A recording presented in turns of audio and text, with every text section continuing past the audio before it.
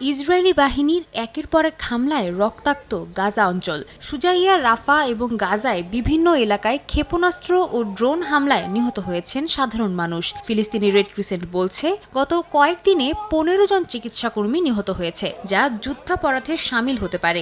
আন্তর্জাতিক মহল মানবিক বিপর্যয় নিয়ে উদ্বেগ জানালেও ইসরায়েল বলছে তারা হামাসের সামরিক স্থাপনাগুলোকে লক্ষ্যবস্তু করছে। ইসরায়েলের দাবি, গাজায় একাধিক হামাস নেতা নিহত হয়েছে, যার মধ্যে আছেন সংগঠনটির আর্থিক কার্যক্রমের মূল ব্যক্তি সাইদ আহমেদ আল আবদ আল খাচারি ও প্রচারণা শাখার সদস্য মোহাম্মদ সালেহ বারদাউইল। তবে হামাস এসব হত্যার বিষয়ে আনুষ্ঠানিক কোনো মন্তব্য করেনি। জাতিসংঘ জানিয়েছে, গাজা শহরে বিশুদ্ধ পানির সংকট চরম আকার ধারণ করেছে। দক্ষিণাঞ্চলের একাধিক এলাকায় ইসরায়েল নতুন করে বাসিন্দাদের উচ্ছেদের নির্দেশ দিয়েছে।